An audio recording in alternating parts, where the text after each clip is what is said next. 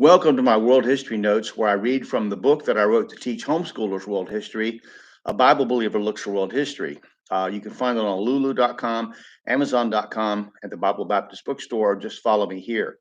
It's from the perspective of a Bible believer. So you might not agree with my conclusions. You might even be offended by them. Um, if you're an atheist, Muslim, Hindu, Roman Catholic, another Protestant denomination, but you should know about the subjects that I'm talking about and more to be conversant in world history. So we're going to talk about exploration and conquest this time. We'll be coming back to this subject from time to time, but this is an important turning point in history, the history of the world. So, excuse me. So we're looking here um, at exploration and colonization of lands around the world that allowed the spread of Christianity to distant lands, along with the bad things that happened. In 1402, Emperor Yongle of China's Ming Dynasty encouraged overseas exploration and conquest, and his admiral, Cheng Ho's fleet sailed as far west as the Red Sea, visiting Mecca and Egypt, as well as Indonesia, Malaya, and Sri Lanka. But this exploration was not capitalized on or exploited. At about the same time, in 1418, Prince Henry the Navigator of Portugal opened an observatory and school for navigation at Sagres on Cape St. Vincent, Portugal. His goal was to find a way around Africa in order to touch base with the rich trade of China.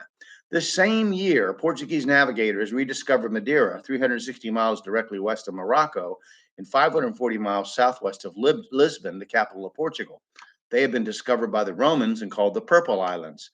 In 14, excuse me, 27, Portuguese navigator Diogo de Sevilla discovered the Azores, an island chain 700 miles west of Portugal. By Prince Henry's death in 1460, Portuguese explorers have sailed down the coast of Africa all the way to present-day Gamba. In 1487, Bartolomeu Dias discovers the Cape of Good Hope, the southernmost tip of Africa, for Portugal.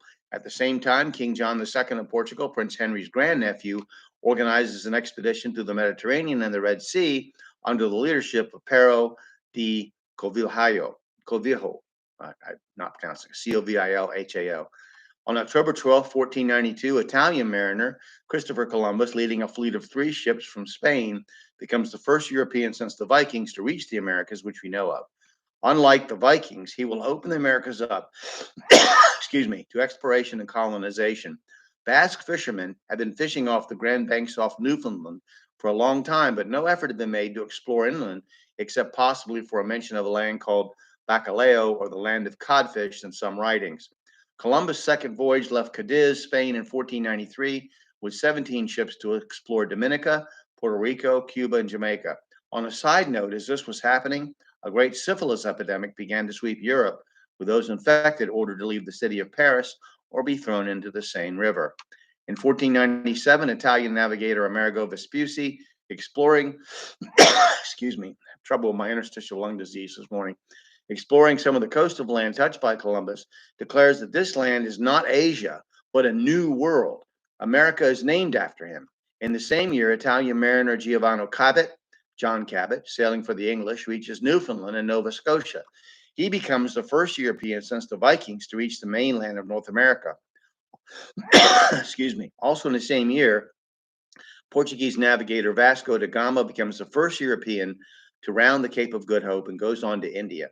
Columbus's third voyage takes place the next year. The genie is now out of the bottle, so to speak, and events are racing forward to Europe's conquest of the world. We're going to continue this and make mention, starting about Portugal and some other things that are very important to talk about exploration and conquest next. But we'll stop this for now, and I hope you'll study on your own and come to your own conclusions.